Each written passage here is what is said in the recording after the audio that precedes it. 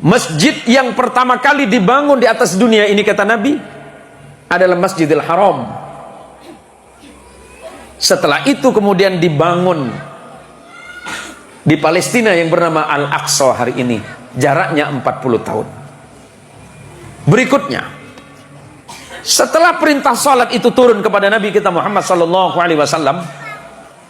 umat Islam salat dan kiblat pertamanya menghadap ke Al-Aqsa di Palestina. 16 bulan lamanya umat Islam salat menghadap ke sana. Maka kalau Anda pernah salat di satu masjid di Tanah Makkah, namanya Masjid Kiblatain, masjid dua kiblat. Karena di masjid ini Rasulullah salat menghadap ke Baitul Maqdis, Palestina, tapi setelah itu turun perintah Allah, fawalli wajhaka satral Masjidil Haram, maka hadapkanlah wajahmu ya Muhammad ke arah Masjidil Haram. Maka masjid ini sekarang dikenal dengan Masjid Kiblatain atau masjid dua kiblat. Yang berikutnya, kenapa umat Islam itu sangat mencintai Al-Aqsa? Kata Nabi SAW, tidak boleh kalian berniat dan menyengaja datang ke masjid di dunia ini kecuali 3 masjid. Pertama, Masjidil Haram, Mekah. Kedua, Masjid Nabawi, Madinah, masjidku. Dan yang ketiga, Masjid Al-Aqsa, Palestina. Yang berikutnya,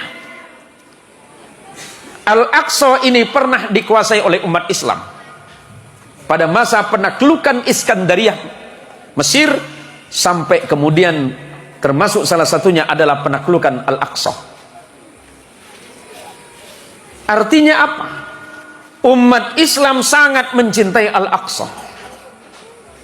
Umat Islam sangat mencintai tanah ini, tanahnya para nabi dan para rasul, di mana wahyu Allah pernah turun di situ. Dan hari ini, atas kekejaman bangsa Israel, orang-orang Palestina tanahnya terampas dan hanya tinggal 5% tanahnya. Padahal dulu 100% itu punya Palestina. Apa yang dilakukan oleh Israel hari ini? Menunjukkan kepada kita dan mengajarkan kepada kita, jangankan kita tidak dimusuhi oleh itu, oleh orang-orang Yahudi. Bahkan Nabi mereka sendiri dibunuh karena tidak sesuai dengan keinginan mereka. Yang Allah sebutkan dalam Quran, Bismillahirrahmanirrahim, وَلَتَجِدَنَّ أَشَدَّ النَّاسِ عَدَاوَةً لِلَّذِينَ آمَنُوا الْيَهُودُ وَالَّذِينَ أَشْرَكُوا. Yang paling keras permusuhannya terhadap kalian umat Islam, siapa? Mereka adalah orang-orang Yahudi dan orang-orang musyrik yang membenci kalian. Bagaimana sikap umat Islam di Indonesia? Pertama, mari kita doakan kepada Allah, mudah-mudahan saudara-saudara kita yang di Palestina, di tanah suci ini, yang wafat dalam keadaan perang, wafat di dalam keadaan syahid di jalan Allah Subhanahu wa Ta'ala. Dan persoalan ini bisa diselesaikan dengan secepatnya, dan semoga bangsa ini bisa terbebas dari penjajahan. Kita umat Islam hanya berharap kepada Allah, Allah memberikan pertolongan untuk saudara kita. Lantas, apakah di Palestina itu Islam semua, Ustadz? Ini yang perlu saya jelaskan sebagai penutup. Mayoritas penduduk Palestina itu Muslim.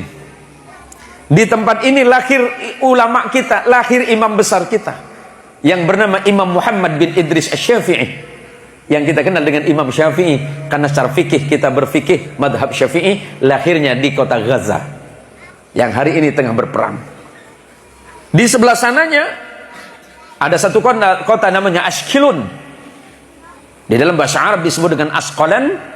Di situ lahir imam besar ilmu hadis, namanya Imam Ibnu Hajar Al-Asqalani, yang menulis kitab syarah Fathul Bari, syarah kitab Sahih Bukhari.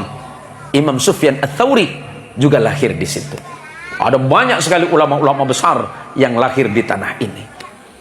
Apa yang harus kita lakukan? Kita sangat menolak apa yang terjadi hari ini. Aneksasi, pemaksaan, perampasan hak hidup. Di Palestina mayoritas Muslim. Walaupun orang Nasrani juga banyak. Orang Yahudi juga banyak di situ. Di tanah Israel mayoritas Yahudi. Tetapi orang Islam juga ada. orang Nasrani juga ada. Pemerintah Indonesia sudah mengeluarkan sikap mengecam sekeras-kerasnya tindakan yang dilakukan oleh Israel. Dan tentu kita umat Islam mendoakan kepada Allah, mudah-mudahan Allah membebaskan Al-Quds, tanah suci, tanah sucinya para nabi, tanah yang pernah didatangi oleh Nabi kita Muhammad SAW dalam peristiwa Mi'raj. Dan di tanah inilah perjanjian akhir zaman, pengadilan akhir zaman akan terjadi ketika Imam Mahdi dan Nabi Allah Isa akan turun di tempat yang mulia ini.